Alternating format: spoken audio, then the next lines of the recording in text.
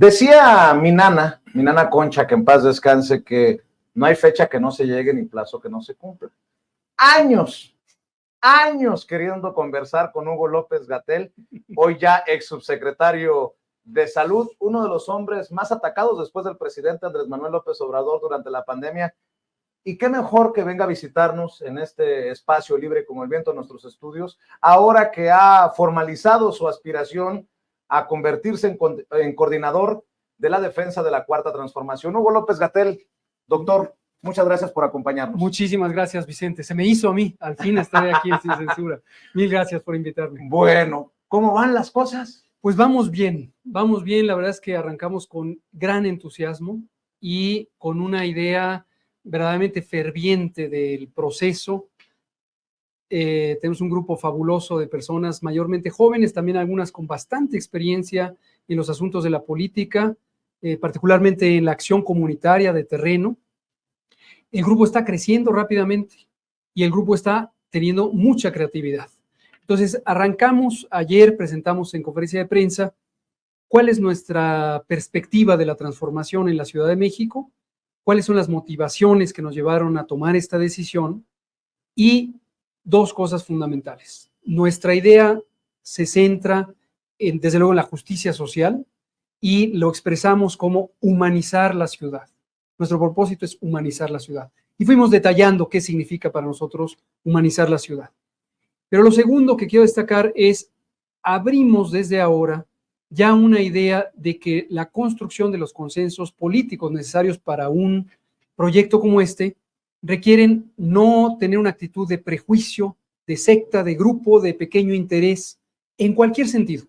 En la esfera de los intereses económicos, que obviamente pueden seguir siendo estos pequeños grupos que desconocen la pluralidad, incluso del micro y mediano empresariado mexicano, y que lo han excluido y lo han querido hacer a un lado, o del lado de la política donde hay pequeños grupos que están calculando su acomodo, sus simpatías entre ellos y que pudieran estar en algún momento contrarios al espíritu de la transformación en uno de sus aspectos, que es democratizar al país.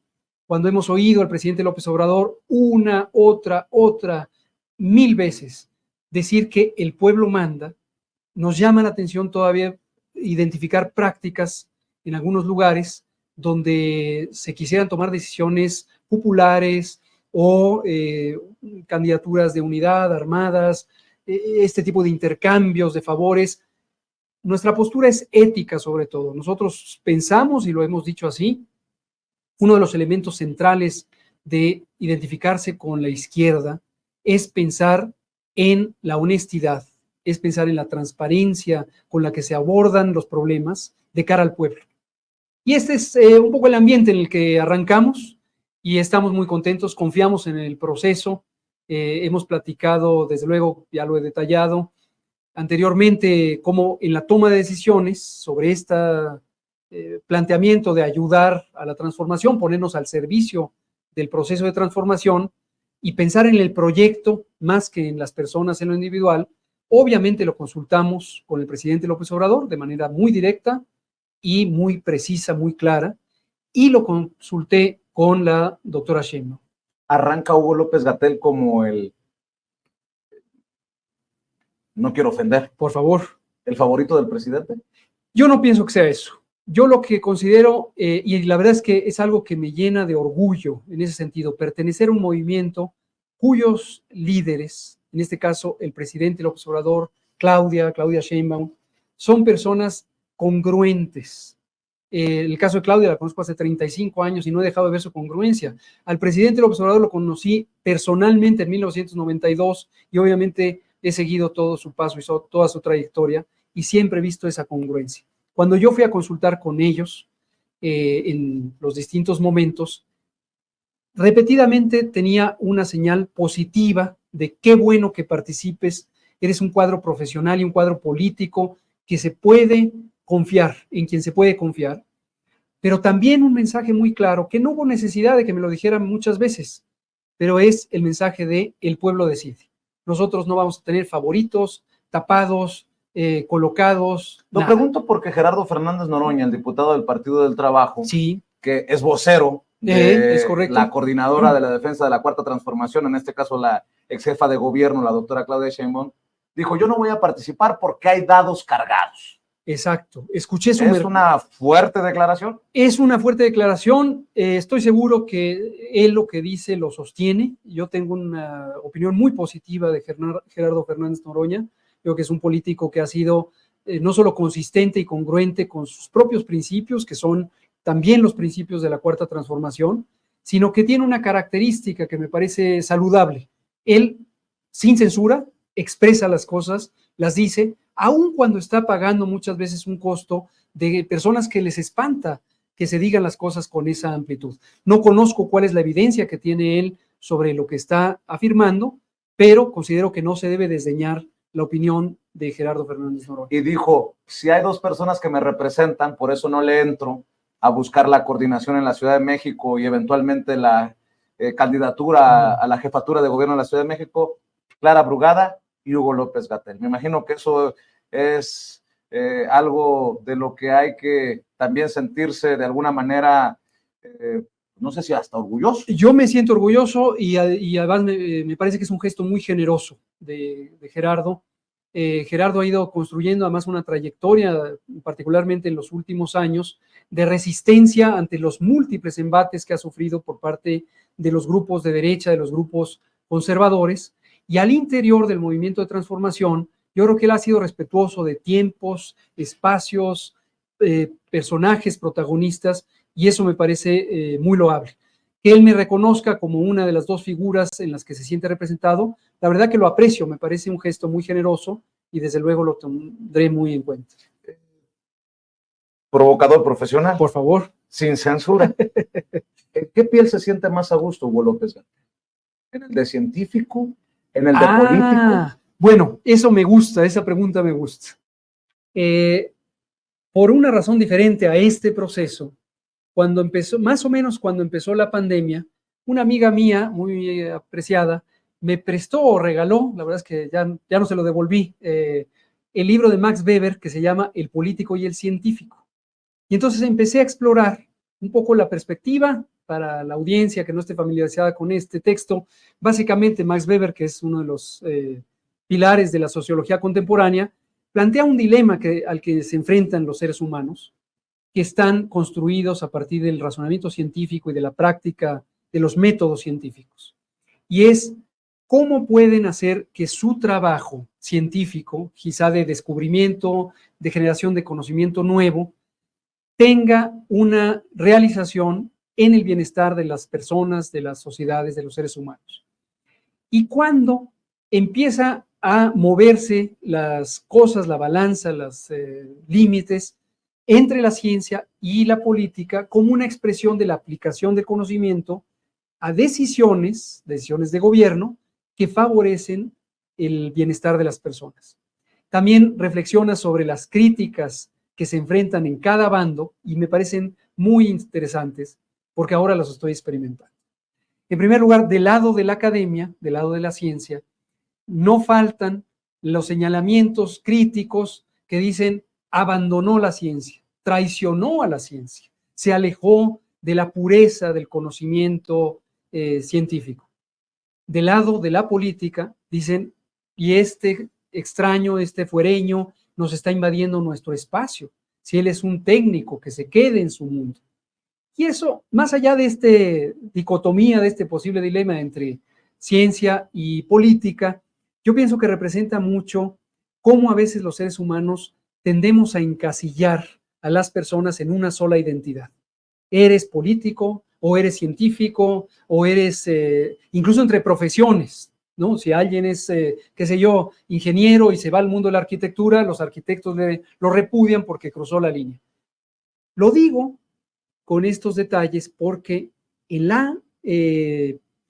nuestro planteamiento sobre la transformación para la Ciudad de México, una de las cosas que está enfatizando con la perspectiva de humanizar la ciudad es que debemos trabajar por justamente usar los más refinados instrumentos de la política, que no de la politiquería, citando al presidente López Obrador, para construir consensos, consensos genuinos, no negociaciones, no sumisiones y abusos, consensos genuinos. Necesitamos construir una plataforma de diálogo transparente, abierta, en la que distintas personas que tienen diversidad de identidades, diversidad de condiciones, diversidad de afinidades o inclinaciones político-ideológicas, puedan construir. La transformación no es sostenible si no se construyen consensos en los que todo mundo pueda ser incluido. No quiere decir sacrificar convicciones, de ninguna manera, pero quiere decir saber actuar democráticamente para que la diversidad o la discrepancia de opiniones, la pluralidad de perspectivas, se resuelva de manera amigable, de manera respetuosa, con fundamento en los derechos humanos. Creo que no peco si digo que muchos, como tu servidor, reconocemos tu labor durante la pandemia. Muchas gracias. Pero hay comunicadores, analistas, académicos, que te han colocado el mote de doctor muerte. ¿Te duele, Hugo? A mí me duele que haya en la sociedad mexicana, una sociedad que es, yo diría, madura en términos de su conciencia social y su conciencia política, en contraste con otras naciones, no quisiera señalar alguna en particular, pero nuestra propia región latinoamericana.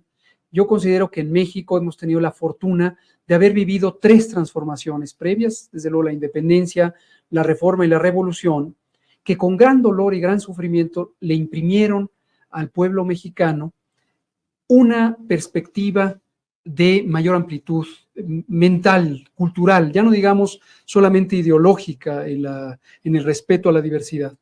Entonces, lo que me duele es darme cuenta que en los segmentos más conservadores, más prejuiciosos, más egoístas, perviven expresiones de radicalidad intolerante. ¿Hipócrita? A veces son hipócritas, a veces son cínicos. Y aquí cito también, para citar la fuente con la costumbre de venir de la academia, el presidente López Obrador. Él hace una caracterización fabulosa cuando dice, el conservadurismo tiene estas 2 caras, la hipocresía y el cinismo. Pero dice, prefiero a los cínicos, porque por lo menos se sabe qué esperar de ellos. Pero tenemos un segmento de gran hipocresía en la academia, incluso en las universidades públicas, por supuesto también en el mundo empresarial, que lanzan la piedra, esconden la mano. Yo quisiera escuchar, y no lo he escuchado, lo he buscado a lo largo de estos años de ataques contra mi persona y contra el proyecto.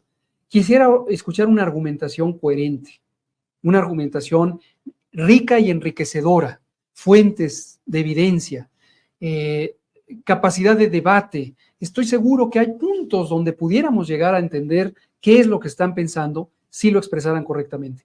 Tristemente no se ve eso. Hace 1 o 2 días, creo que fue anteayer, un grupo pequeñísimo de 6, indudablemente académicos de la Universidad Nacional y de otros lares, publicaron una carta. Cuando yo vi un titular en los diarios corporativos que decía, académicos repudian la postulación de López-Gatell, dije, bueno, qué bien, quiere decir que hay un grupo de intelectuales que ha estado entendiendo la realidad y que tiene argumentos. Vamos a ver quiénes son y qué proponen.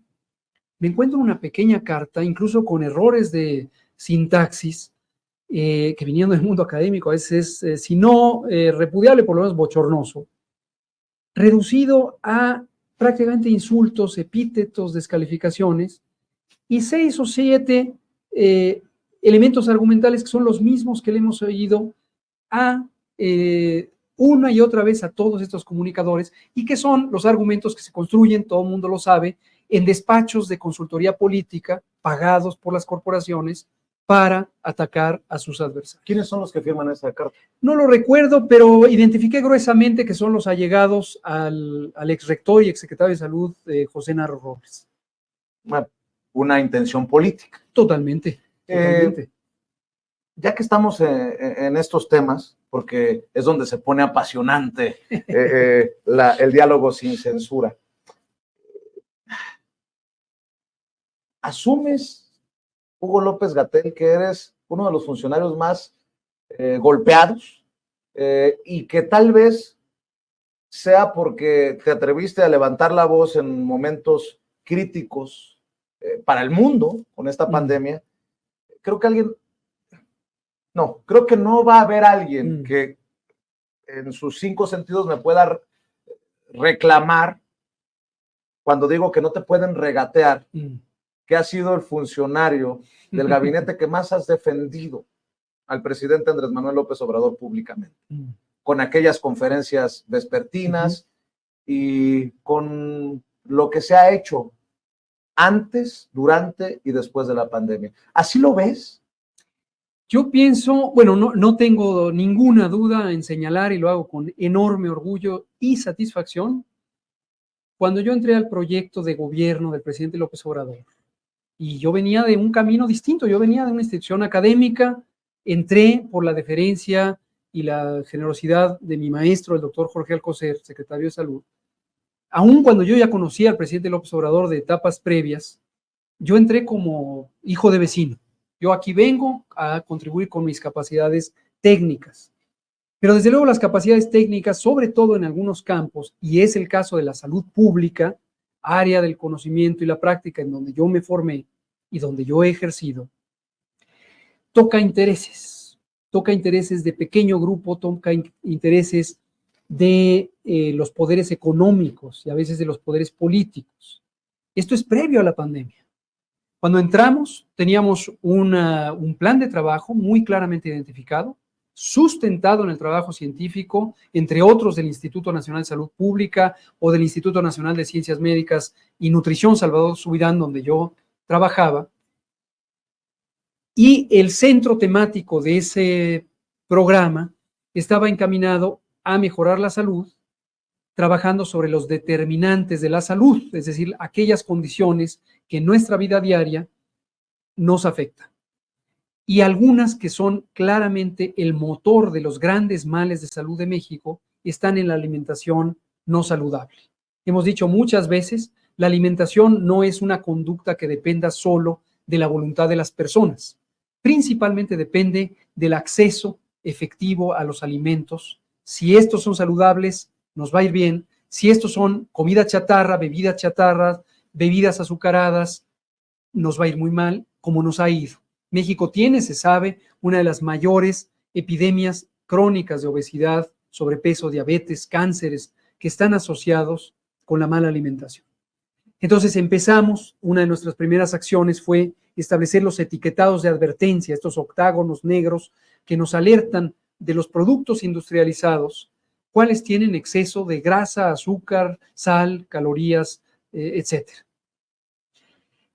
La reacción nos dejó esperar y no hay que perder de vista que en el sexenio de Enrique Peña Nieto, el secretario Narro y mi antecesor en la subsecretaría trabajaron mano a mano con la industria alimentaria y la industria de los refrescos para impedir las políticas públicas que proponíamos desde la academia, precisamente, por interés propio, interés de grupo. Déjame ver Por si favor. entiendo, doctor. Sí. O sea que las Coca-Cola, las Sabritas, los Bimbos, pueden ser de las empresas enojadas contigo y que podrían estar financiando estas campañas sucias. Lo considero altamente probable. Y lo considero altamente probable porque identificamos que el contenido, tiempos, personajes, orientación de los ataques, en primera empezaron antes que la pandemia. Entonces, nada tienen que ver con que si el cubrebocas o no cubrebocas, si las pruebas rápidas o no pruebas rápidas, nada tienen que ver con las dolorosísimas estadísticas que en todo el mundo se vivieron de pérdidas de vidas humanas. Es una escalada previa. Y aquí quiero hacer una distinción importante y me dirijo a la clase media mexicana en un segmento muy amplio como lo es. Desde los medianos y quizá grandes empresarios, nacionalistas, patrióticos, honestos, que han llevado una vida de construcción de riqueza a partir de prácticas legales, legítimas, y que no se han prestado a la corrupción o que no se han prestado a la manipulación del poder público. Desde eso, en términos monetarios, los pongo como una especie de escala, hasta desde luego un vasto universo de la clase media, que son profesionistas, pequeños comerciantes, pequeños empresarios, personas incluso vendedoras, ambulantes, personas desempleadas, personas que son trabajadoras manuales, pero que por alguna clase de bonanza económica, quizás circunstancial, se adscriben ideológicamente o referencialmente a la clase media. Toda la clase media. Yo no me estoy refiriendo a ellos y ellas cuando digo aquí hay un ataque de los grupos conservadores. Aquí se ha fabricado intencionalmente un discurso por parte de los más conservadores, un pequeño grupo de oligarquía que son un puñado de familias de altísima concentración de la riqueza y que ciertamente en muchos casos, y esto está históricamente documentado, construyeron su riqueza basado en la corrupción y basado en prácticas que en el mundo empresarial se considerarían desleales y poco saludables incluso en términos económicos. Ese grupo ha sembrado un discurso sistemático de odio para que lo adquiera este vasto universo de la sociedad. Y el discurso de odio incluye una idea de que se polarizó la sociedad mexicana, como si fuera una naranja y tenemos la naranja izquierda y la naranja derecha. No es una polarización. Tenemos un conjunto grande de la sociedad mexicana, mayoritario, demostradamente mayoritario, que incluye a profesionistas, académicos, a intelectuales, a gente del arte y la cultura, a estos micro, medianos y pequeños empresarios, sobre todo de los territorios urbanos, y todo lo demás, que mayoritariamente lo que quiere es vivir en un mundo sin violencia, en un mundo en paz, en un mundo de oportunidades y progreso, que está dispuesta a distribuir la riqueza para que todos quepan y todos lo impulsen. Para que el más vulnerable pueda comer. Así es. Y pueda comer mejor. Así es. Perdón por interrumpir. No, muchas gracias. Este mensaje clave que quedó enunciado en la frase del presidente López Obrador, por el bien de todos y todas, diríamos, para incluir la perspectiva de género, por el bien de todos y todas, primero, las personas pobres. Tiene una lógica profundamente transformadora.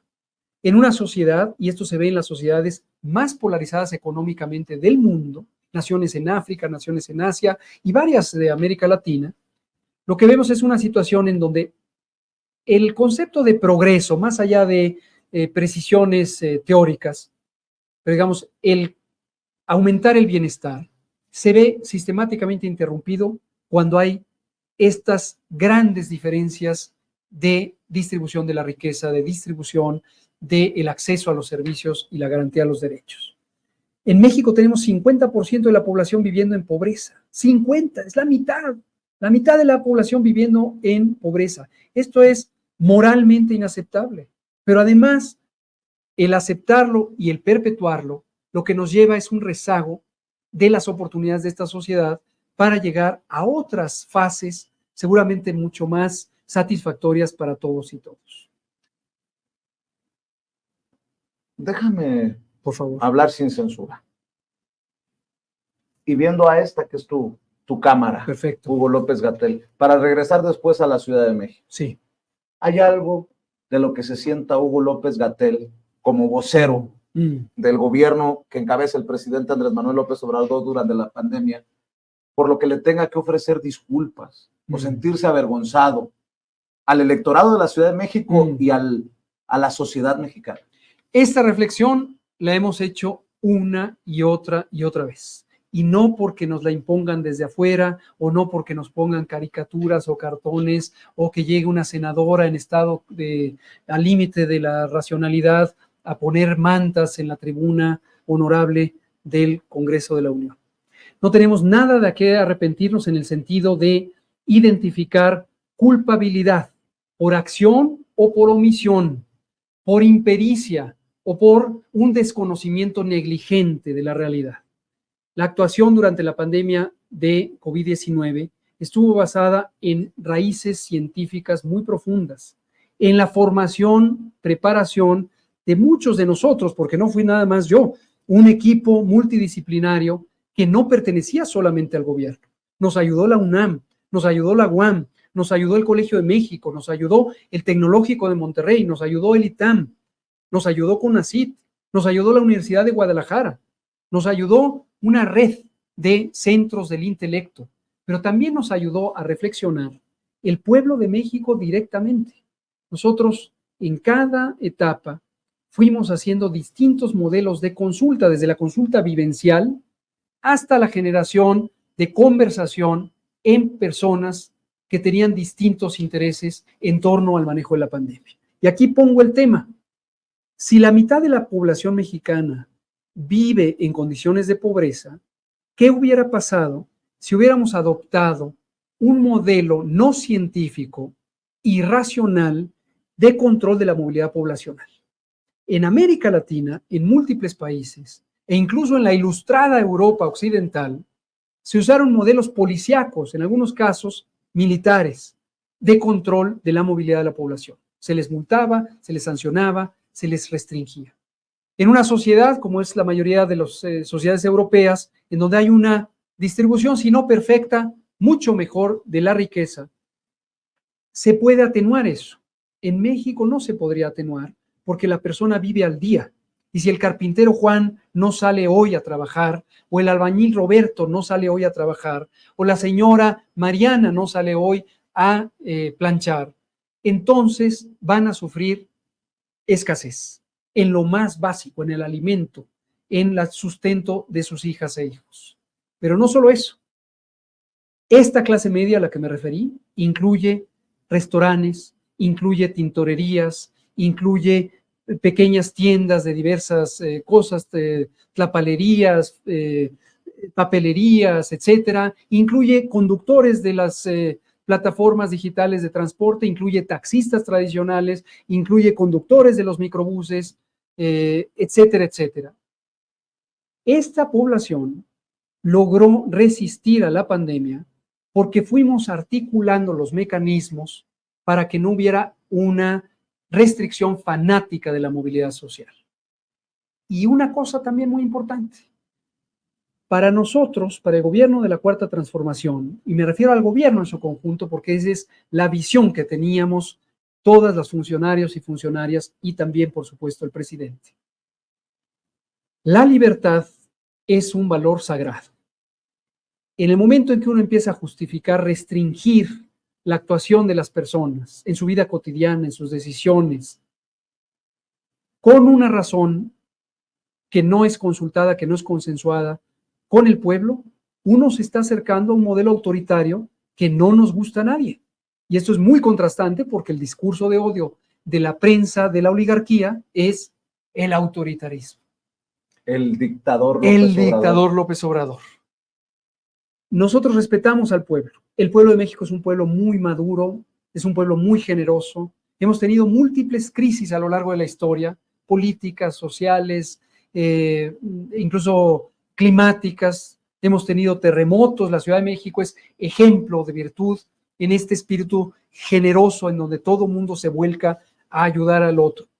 No puede uno faltarle al respeto al pueblo diciéndole simplemente esta es la orden.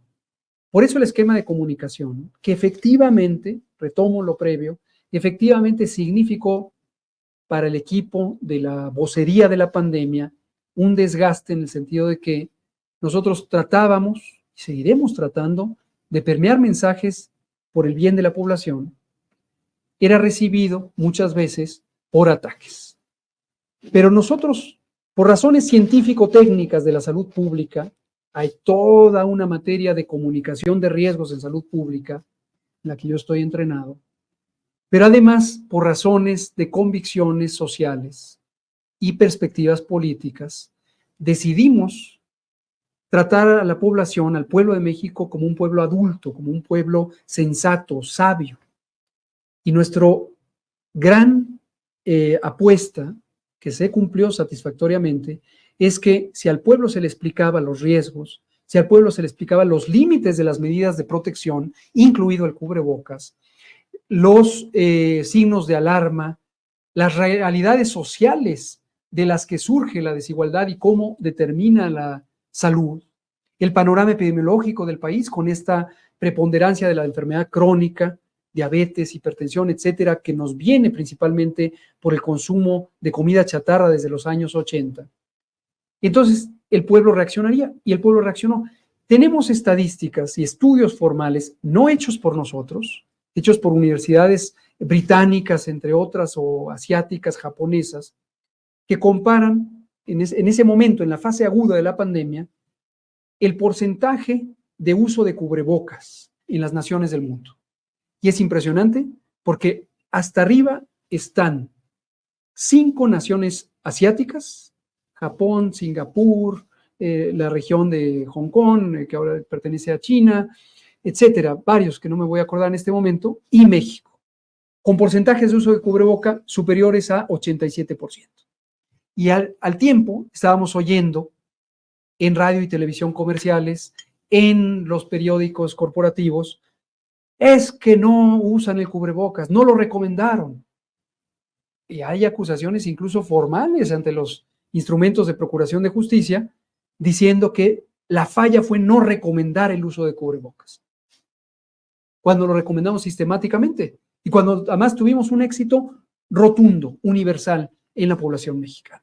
Entonces sí hay una desconexión fuerte, pero lo digo, gracias por la oportunidad de decirlo, nuestra conciencia está tranquila porque actuamos con nuestra mejor intención, con base en nuestros mejores instrumentos de conocimiento y nuestra experiencia, y siempre, absolutamente siempre, de cara al pueblo.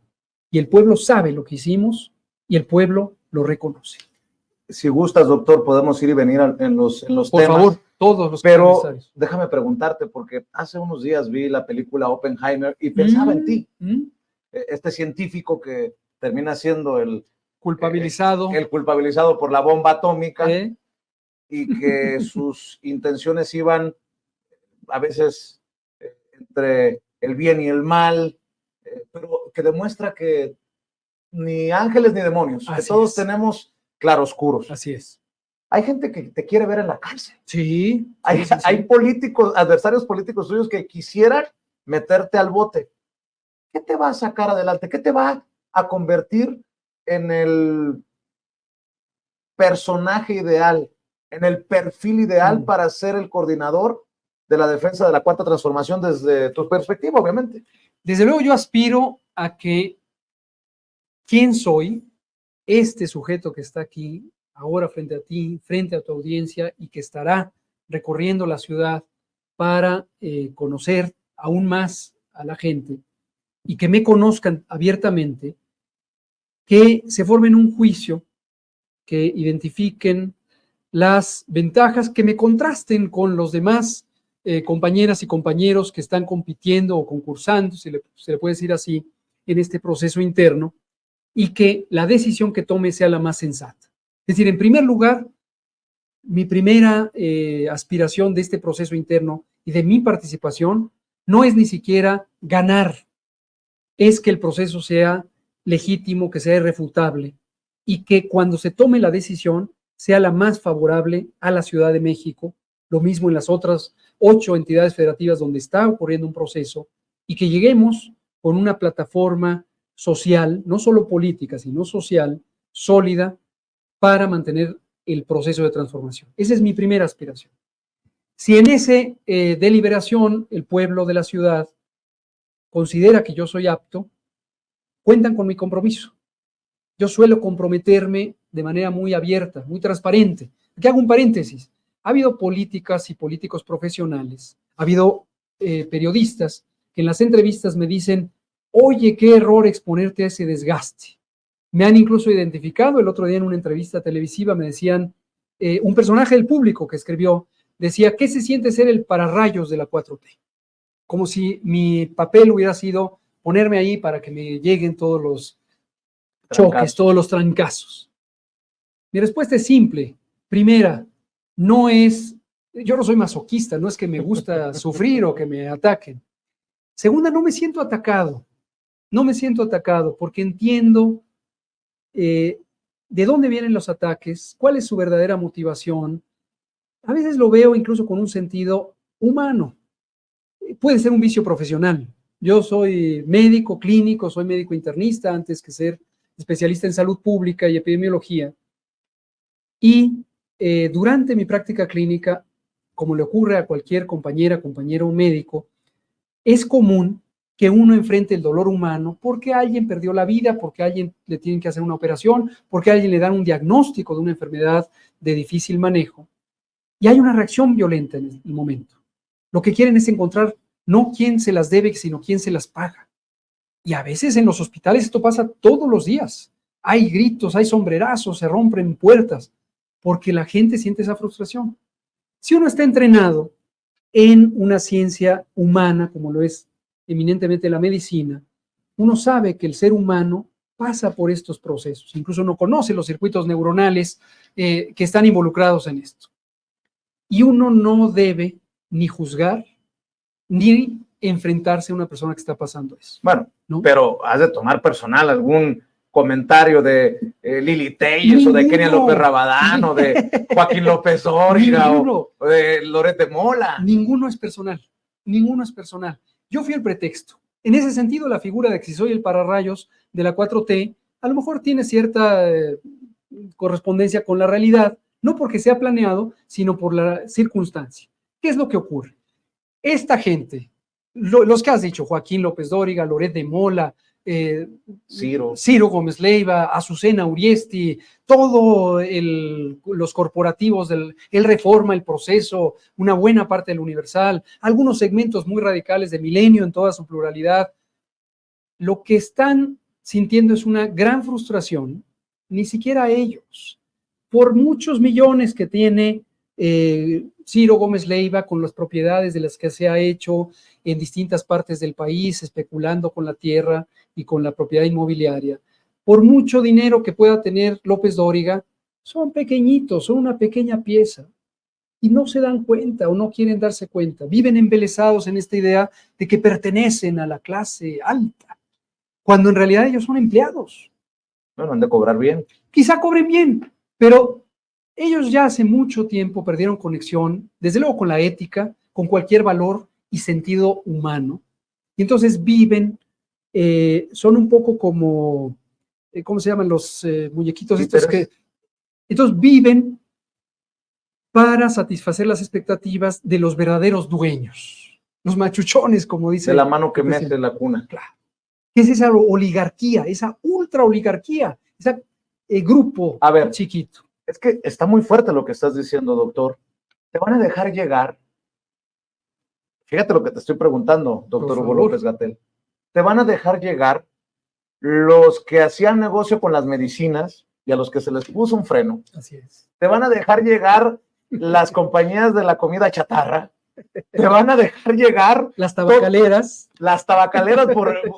Oye, ¿qué paquete te has aventado, Hugo López-Gatell? Me decía un amigo el otro día, a quien le contesto, es un amigo extranjero, le expliqué el contexto de México, y me decía, oye, ¿sí te das cuenta que eso es equivalente a que vivieras en Estados Unidos, fueras estadounidense y te metieras con la industria armamentista? Son los poderes fácticos más grandes que hay en el mundo. No es que lo desconozca, no es que me dé cuenta, tampoco soy un irresponsable y, como digo, ni un mártir que me quiera hacer mártir o victimizar. Lo que sí me ocurre, y ni modo, pues es también parte del sesgo profesional y las convicciones sociales, es que me apasiono. Para mí no hay medias tintas. Para mí uno se compromete con una perspectiva y una aspiración de justicia, por ejemplo, y hay que volcarse de lleno. No se vale estar calculando, no me vaya a manchar las manos, no me vaya a mojar los calcetines. Hay que lanzarse. También me viene un poco de familia. Mi abuelo, Paco, es un individuo que a sus 40 años, siendo terrateniente, siendo católico, siendo militar, luchó contra el fascismo en España, renunció a cualquier privilegio y tuvo que salir huyendo con sus 3 hijos y su mujer, mi abuela Mercedes, y se asentaron en México, con una mano delante y otra atrás.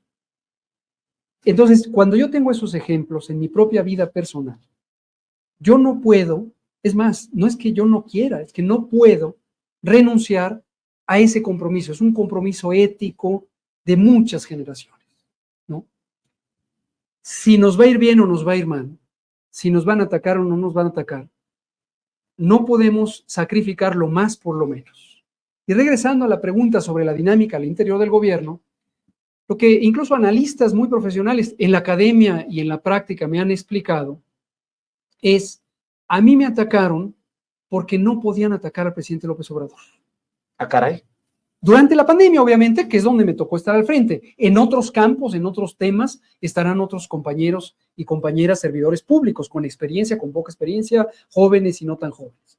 Pero el momento crucial de la pandemia, toda esta gente estaba viviendo, estas oligarquías, estos grupos de poder y sus voceros, estaban viviendo la frustración de perder privilegios, de no poder seguir acrecentando sus intereses a costa de la riqueza nacional y a costa del poder público. Pero obviamente saben, por los rituales de la política, que no se pueden pelear con un presidente porque eso les lleva un enorme desprestigio, incluso a nivel corporativo.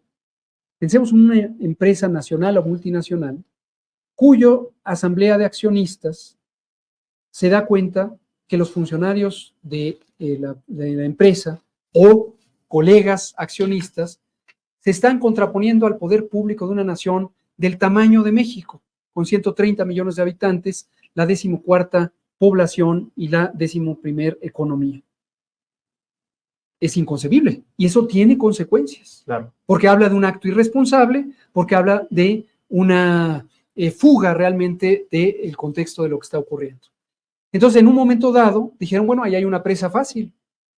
Este funcionario relativamente no tan grande. Pero que le salió respondón y salió más cabrón que bonito. Dicen en mi barrio. Bueno, el presidente lo único que dijo es, querían pollito y le salió un gallo. Oye, doctor, ya que estamos hablando de esto, mencionas la historia familiar. Sí. Y la migración, este fenómeno que también tiene la Ciudad de México en algunos momentos complicada, sí, por el paso de muchos migrantes, sí, será uno de los temas que tendrá que abordar la persona que termine siendo jefe o jefa de gobierno de esta gran capital. ¿Qué retos ves? ¿Cómo ves a la Ciudad de México? Bueno, son cosas muy interesantes. Desde luego nos pusimos hace muchos meses a estudiar más a detalle la ciudad. Yo nací aquí, yo crecí aquí, prácticamente toda mi vida he estado en la Ciudad de México, entonces la conozco vivencialmente. O sea que desde hace tiempo ya habías tomado la decisión de entrarle. Bueno, desde hace tiempo empezamos a estudiar lo que ocurría en la Ciudad de México, entendiendo dos cosas principalmente. La primera, venimos de una serie de gobiernos progresistas, yo diría de izquierda, algunos de ellos, que no todos, en la Ciudad de México, desde 1997, cuando el ingeniero Cárdenas fue electo jefe de gobierno. Desde luego, todo el periodo de gobierno del presidente López Obrador, y las políticas estuvieron orientadas al bien común, a la justicia social, a poner en práctica servicios a cargo del gobierno que son una responsabilidad, si no exclusiva, prioritaria del gobierno: educación, salud, promoción de la vivienda, transporte, reorganización del territorio y reordenamiento territorial, etc. Después tuvimos algunos vaivenes. Inmediatamente después del presidente López Obrador tuvimos dos gobiernos que empezaron a hacer un poco de negociación y zigzagueo y regresaron a modelos de práctica de asociaciones público-privadas. Caramba, esto no le va a gustar ni a Marcelo Ebrard ni a Miguel Ángel Mancera. La evaluación objetiva documental muestra eso. Marcelo Ebrard y Miguel Ángel Mancera. Te comento cómo hicimos el análisis. Y aquí se pone sabroso. A ver, venga. Dijiste que sin censura. Órale, venga. Dijiste que sin censura. Nosotros evaluamos los distintos temas: salud, vivienda, trabajo, educación, movilidad, parques y jardines, servicios de agua, de gas, eléctricos. Columna 1, presidente Andrés Manuel López Obrador. No nos fuimos hasta el ingeniero Cárdenas, pero empezamos ahí. Columna 2, Ebrard. Columna 3, Mancera. Columna 4, Sheinbaum. Punto a punto fuimos caracterizando, sin prejuicio, quiero decir, no era vamos a construir una historia de nuestro prejuicio. ¿De esto hablabas en la conferencia? Muchas veces hablé de esto. Pero de ayer, ¿no hablaste de esto? Un poco. Ahorita, si quieres, lo ligamos. Bueno, perdóname por interrumpir. Venga. Entonces, lo que fuimos viendo, pongo el ejemplo de salud, que quizás es el que tengo más en la memoria. Cuando el presidente López Obrador gobernó la Ciudad de México como jefe de gobierno, tomó una decisión crucial en un momento donde en el nivel federal, con Fox, con el secretario Julio Frenk, se estaba implantando la segunda ronda o la segunda fase, algunos dicen la segunda generación de reformas al Sistema Nacional de Salud, tendientes a privatizarlo, tendientes a segmentarlo, tendientes a convertir la salud como una mercancía. El instrumento fue el famoso Seguro Popular, que ha sido tema de conversación todo el sexenio. Una a una las 31 entidades federativas, los 31 estados, fueron cayendo en lo que posiblemente fue una trampa presupuestal, financiera y político-administrativa, y no les quedó más remedio que incorporar el Seguro Popular. El presidente López Obrador se resistió hasta el último momento en que eso era viable, sin exponer a la administración de la Ciudad de México y sin exponer a la población de la Ciudad de México. Hasta que no le quedó tampoco de otra y dijo, venga, entremos. Y fue prácticamente en el último año. En paralelo, durante ese gobierno de él impulsó el modelo de servicios universales, públicos y gratuitos, medicamentos y servicios de atención médica, amplió la infraestructura, renovó la infraestructura, mejoró las condiciones de trabajo del personal de salud. Conste que estoy hablando solo de un ejemplo, pero lo tenemos para cada tema, para cada sector. Cuando termina su gobierno, viene una entrega casi total al modelo neoliberal del Sistema Nacional de Salud, del gobierno en ese momento de Felipe Calderón. ¿Y qué pasó con Ebrard? A ese es al que me estoy refiriendo. Cuando cuando termina el gobierno de López Obrador y entra Ebrard, hay un giro de 180 grados hacia, vámonos a lo que nos está planteando el PAN y lo que nos está planteando el sistema financiero global y estos mecanismos de convertir en mercancía y privatizar. Qué fuerte lo que nos estás diciendo. O sea, el hoy presidente resiste y quien lo sustituye se entrega.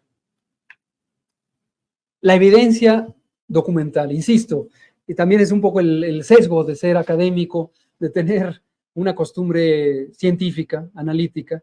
La evidencia lo muestra. No es mi opinión, es más, lo digo también de frente a la cámara. No estoy revelando mi opinión. Podría yo, hipotéticamente, no es el caso, podría juzgar, pues lo que se hizo fue lo acertado. No lo juzgo. La evidencia está y está disponible para cualquiera que desde el ámbito académico, desde el análisis político quisiera analizarlo, ¿no? Y así una a una, transporte. Bueno, el segundo piso del periférico, hoy transité por él. Hay un segmento de San Jerónimo a San Antonio y viceversa, que es gratuito y obviamente es propiedad pública. Hay dos segmentos, el que discurre al norte de San Antonio, el que discurre al sur de San Jerónimo, que son propiedad privada, concesionada, y se cobra. Eso habla de una visión de las cosas. En gobierno de Ebrard.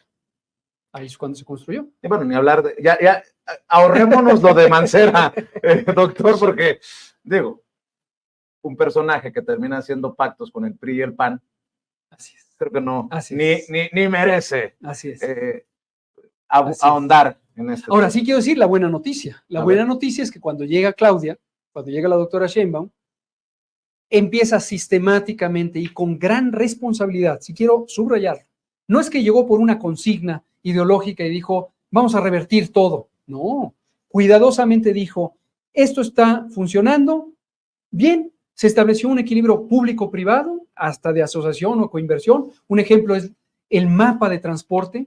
En el sistema de transporte de la Ciudad de México hay 12 componentes mayores. Incluyen el metro, incluyen el RPT, los trolebuses, los microbuses. Ella decidió conservar los equilibrios, no por un asunto de intereses o de grupos. Lo que dijo es, estratégicamente tenemos que garantizar servicios de movilidad para el pueblo de la Ciudad de México. Si está funcionando bien algo, vamos a respetarlo y vamos a apoyar para que llegue a las mejores prácticas, transparencia, honestidad administrativa, eficiencia, la regulación de emisiones, etc. Si no está funcionando, ella ejerció presiones y dijo, esto me perdonan, pero aquí vamos a seguir ampliando el Metrobús, por ejemplo, o el cablebús que en su momento se estableció y que entró en una contradicción importante con pequeños proveedores de transporte de tierra en la zona ambas zonas donde están los cablebuses.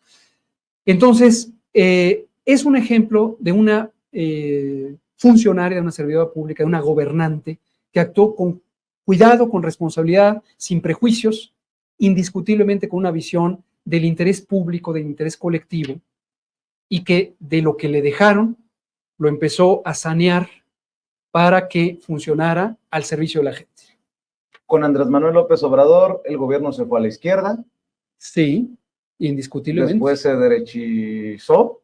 Bastante, bastante. Con Ebrard se derechizó más con Mancera y regresa con Claudia Sheinbaum hacia la izquierda. Así es, así lo veo, así lo veo. ¿Y cómo nos imaginaríamos una defensa de la 4T al frente de Hugo López-Gatell? Yo tengo muchísimas coincidencias con la visión de Claudia Sheinbaum en cómo ejerció el mando de la Ciudad de México, cómo supo con gran habilidad encontrar la colaboración de empresarias y empresarios, de grupos de, por ejemplo, la academia y del mundo intelectual, cómo supo incluir no solamente a lo que ya existía, sino supo abrir nuevos espacios de participación, desde luego de manera muy colaborativa con el legislativo de la Ciudad de México y colaborativa con el gobierno federal. Considero desde luego también que el tener a un presidente como Andrés Manuel López Obrador fue enormemente benéfico también para la Ciudad de México, porque lo que permitió es que el proceso de transformación dejara claro cuál era el rumbo en el que íbamos. Pensar en la adversidad a la que se enfrentó el propio presidente López Obrador cuando fue jefe de gobierno, teniendo a Fox y sus desfiguros en el gobierno federal, lleva a situaciones muy complejas. Yo no me quiero ni imaginar cómo hubiera sido una situación pandémica del tamaño de COVID-19, teniendo en alguno de los dos gobiernos, el nacional o el local, a grupos ultra intolerantes como son los grupos conservadores que han gobernado, que están trabajando al servicio de los pequeños grupos, ¿no? Dicen en inglés, let me cut to the chase. Déjame cortar por los atajos. Hugo López-Gatell sí firma y firmaría y seguirá firmando con la izquierda. Definitivamente. No, en eso no tengo la menor duda y creo que gracias por la oportunidad de dejarlo en claro. Y déjame contarte, tratando de no abusar del tiempo, una pequeña anécdota chusca que la dije ayer en la conferencia de prensa. La semana pasada me entrevistó un periodista, cual se lo agradezco, de alto nivel, muy reconocido, muy prestigioso, muy brillante. Pero me hizo mucha gracia después que en un momento de la entrevista, donde estaba este tema de a dónde vas, cuál es tu perspectiva, me interrumpe casi y me dice, no me acuerdo si detuvo de usted, ¿eres de izquierda? Yo le dije sin ambajes, automáticamente, sí. Y me empieza a decir, ¿qué has leído de izquierda? ¿Cuántos libros? ¿Cuáles? ¿Cuántas marchas? ¿A cuáles has ido? ¿A ¿Qué tan de izquierda? ¿Al socialismo o al comunismo? Come niño, rojo. Justo. Después pensábamos, yo no sabía que había un izquierdímetro, en donde a uno le van dando bonos y puntos, y si fuiste a una huelga te dan 50 puntos, pero si te perdiste una marcha te restan 2 puntos, ¿no? Y si te leíste El Capital, pues ahí tiene que contar 100 puntos, ¿no? Pero si nada más te leíste el manifiesto del Partido Comunista, pues te dan 6, ¿no? Me suena a burla. ¿Me podrías dar el nombre y el apellido de periodista? Prefiero no. No, porque le tengo gran respeto, gran respeto a este periodista. Bien. Pero el punto al que voy, y me interesa destacarlo, es cuando una persona entra en la acción política, y más en mi caso, como lo relaté hace rato, que me ven como fuereño, y uno empieza a pronunciarse de manera ecléctica, de manera mixta, que uno no se leyó el manualito donde dice ABC, yo soy socialista, ABC, yo soy comunista, ABC, yo soy capitalista, ABC, yo soy lo que sea. Eso causa gran incomodidad, porque lo que dicen es cómo lo clasifico para poderlo atajar, para poderlo contener. Y lo ven a uno como una especie de amenaza a intereses construidos, a consignas, a dogmas. Yo no tengo duda en identificarme con las causas de la izquierda. Cuando me dicen, entonces, define qué es izquierda, tampoco tengo una definición académica y dudo que haya. Hay un libro de Lenin, de Vladimir Ilich Ulyanov Lenin, que se llama El izquierdismo, fase infantil del socialismo, ¿no? Y es esto, es este fenómeno, donde uno entra, donde las personas que se quieren sentir incluidas empiezan a presumir, yo soy de izquierda por esto, yo soy de izquierda por esto. Yo no necesito esto. Esto me recuerda, dado que he tenido acceso a algunas literaturas como la de la generación del 98 española, don Miguel de Unamuno, uno de sus más célebres representantes, lo atacaron fuertemente en su tiempo porque él escribía novelas, además de ensayos y otras cosas. Y entonces le decían, esto es una historia muy conocida, le decían, es que usted no escribe novelas porque no sigue las reglas de estilo de la novela. Y entonces Unamuno lo que decía es, no le llamen novelas, yo escribo nivolas, ¿no? Entonces, así es lo que digo. ¿Qué es para mí la izquierda? La izquierda es un pensamiento libertario que respeta a las personas en su esencia, basado en sus derechos fundamentales, respeta su dignidad y la promueve y la protege, está preocupada por la injusticia social y promueve la justicia social, considera que el Estado o los gobiernos tienen una obligación de proteger, promover y defender el interés de la gente, que hay un ámbito público que es estratégico, que no puede estar a expensas de convertirse en una mercancía, que hay elementos que pueden participar en una economía diversa, en donde hay iniciativa privada que puede hacer un patrimonio o una riqueza en condiciones justas, pero que obviamente se tiene que velar porque esa aspiración de generar riqueza no se cimente en abusos a la persona trabajadora, porque hay que cuidar el espacio de trabajo con reglas claras, con una visión, por ejemplo, de seguridad social solidaria y no de mercancía especulativa en un sistema financiero con cuentas individuales, como nos dejaron los neoliberales, que la tenencia de la tierra es preferente que tenga una aspiración colectiva porque es cuando es más productiva, que no se puede empezar a especular con la tenencia de la tierra o de los recursos minerales del subsuelo, solamente como un capricho financiero que enriquece a unos pocos cuando se está empobreciendo a la nación, que la educación pública debe ser pública y gratuita y universal, que la procuración de servicios de salud debe ser pública, gratuita y universal, que se debe velar por cuidar a las minorías de cualquier naturaleza étnica, religiosa, política, cultural o de identidad sexogenérica, que el debate debe ser un debate democrático y abierto en donde sepamos respetarnos unos a otros. Podría enunciar un conjunto muy amplio de características de la vida social que desde mi punto de vista representan el pensamiento de la izquierda, porque además lo puede uno constatar que a lo largo del tiempo esa ha sido la postura de la izquierda. Pues nada más hay que contrastarlo con los conservadores y la derecha, y cuando abren la boca o en el Senado o en la Cámara de Diputados. Tres cosas para cerrar rápidas. Por favor. Y te agradezco, doctor, esta generosidad. Encantado.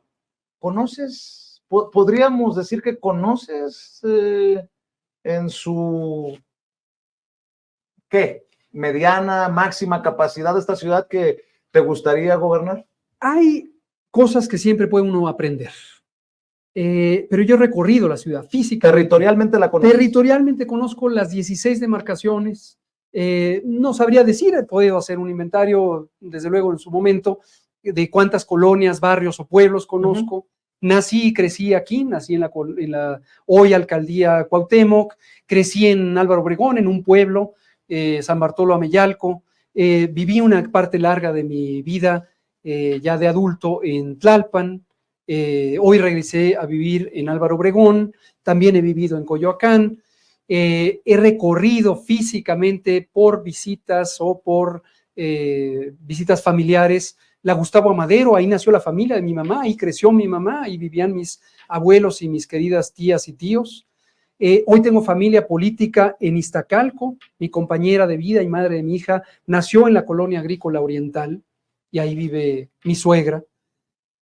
He estado en muchos lugares. Me decía el otro día también un respetado conductor y periodista, ¿cuál es tu sitio favorito? Yo no podría decir cuál es mi sitio favorito.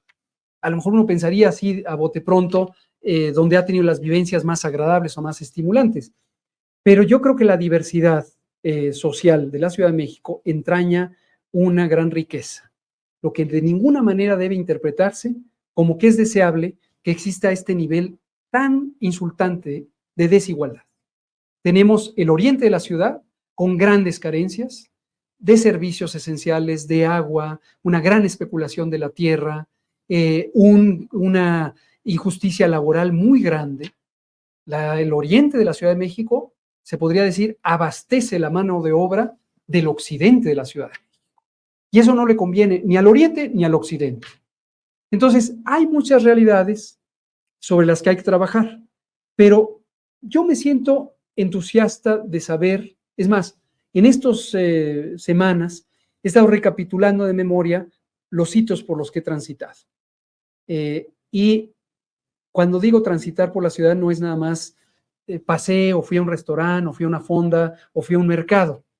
Yo tengo la costumbre de, cuando estoy en un lugar, sentir a la gente. El otro día recordaba una anécdota más o menos de mis 18, 19 años cuando estaba estudiando en Ciudad Universitaria. Yo solía tomar una ruta de la ruta 100 que existía en ese momento. Tomaba tanto un tramo del Peribús como la 23A que iba hacia el sureste de la ciudad. Y una de las cosas que me estimulaba era, yo iba a un horario muy fijo, muy tempranito, y entonces me empecé a dar cuenta que en el autobús, y no iban tan llenos en ese tiempo los autobuses, iba la misma gente, o sea, las mismas personas, no estoy hablando de una identidad social. Iba el señor Pedro, que es plomero, ojalá que siga vivo, ya es bastante mayor que yo. Iba, por ejemplo, Rocío, que era una señora que trabajaba en una casa y hacía todo el circuito porque venía de la zona norte de la ciudad. Y de cuando en cuando lográbamos hacer una especie de amistad transitoria, pero es una amistad cercana. Entonces, este tipo de prácticas es la que a mí me estimula mucho cuando voy a un mercado, cuando voy a una plaza, cuando le ayudo a una señora a subir las escaleras, cuando estoy viendo que un niño no se vaya a caer porque está haciendo malabares en el silloncito del metro. Y ese tipo de conocimiento es lo que da perspectiva. Tú eres un hombre de ciencia, sí. Eres un doctor y por ende debes de ser un hombre de números. Sí, sí. Y de acuerdo a las encuestas, entras en un tercer lugar. Bueno, ha habido un par de encuestas que yo conozca que se hicieron públicas esta semana. No creo que esté de sobra que la población conozca. Por ejemplo, la encuesta que se publicó en el Universal ayer o anteayer, es una encuesta que se levantó antes de que yo anunciara que iba a participar. A ver, o sea que Hugo López-Gatell dice, no estoy en tercero necesariamente. Bueno, yo no solo sé de números, sé de encuestas. Soy epidemiólogo y uno de los instrumentos que uno aprende es bioestadística. Fui director de encuestas nacionales de salud en el Instituto Nacional de Salud Pública. Entonces también conozco de lo que significa la volatilidad de la señal que recaba una encuesta, depende del contexto que se le haga. A mí me llamó la atención que lo sacaran, no solo que lo sacara el Universal, sino que quien mandó a hacer esa encuesta quisiera que saliera en este momento. Antes de que anunciaras tu registro. Yo no había anunciado el registro cuando se empezó a hacer el levantamiento, se terminó de hacer el levantamiento de la encuesta, y un fenómeno que las personas especialistas en ciencia política ya me habían alertado es, hoy tú tienes dos compañeras, compañero, que llevan haciendo de facto una campaña política meses, no días ni semanas, meses. Y nadie sabe que tú vas a participar. Entonces, medirlos, pues es una medición, lo que llamamos en forma científica sesgada, desequilibrada. Entonces, ¿no? Hay que esperar otra. Yo creo que hay que esperar y veamos los números, cómo van saliendo, y veamos cómo se va formando un juicio al pueblo de México. Y para cerrar, doctor, ¿qué no conoce uno todavía de Hugo López Gatell? Y no me puedes mentir, ni me puedes sacar la vuelta, porque te va a regañar tu mamá cuando vea esta entrevista. Exactamente. Que sí la ve, que sí la A ve. ver. No por mí, sino por Vicente. No, a ver. Hay muchas cosas. A ver, calla, algo tiene que haber que no conozcamos todavía de Hugo López Gatell, alguna manía, algún hobby, algún... ¿qué? Bueno, puedo decir algunas cosas. Dicho de paso, yo ya me volví para mis amigas y amigos un individuo aburrido, yo creo, porque se ha expuesto mucho de mi vida pública, aún sin mi voluntad. Hemos llegado a reuniones y oigan, miren, es que la niña ya tiene tantos años o tantos meses.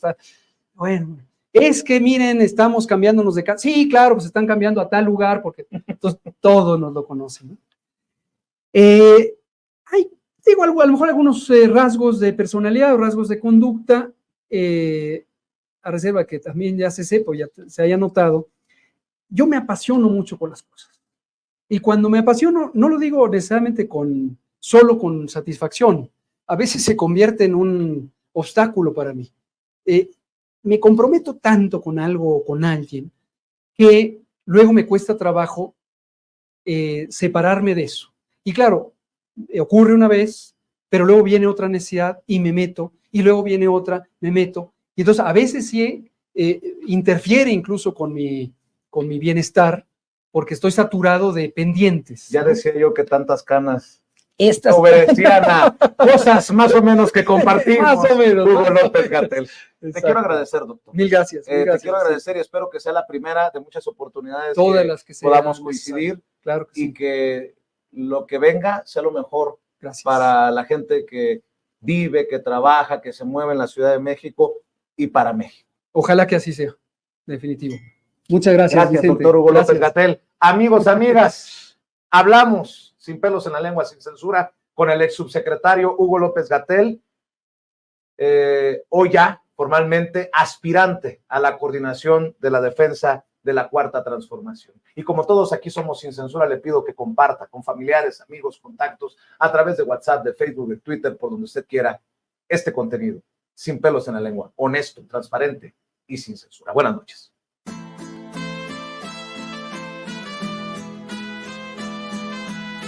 Otra prensa que es luz y claridad en la noche oscura. Hay quien tiene remedio y hay medio sin cura. Y una prensa que nutre la perfecta dictadura y le declaró una guerra abierta a la cultura. Hay otra prensa dispuesta a enfrentarse a esta locura. Sincero, sin pero, sin miedo y sin censura.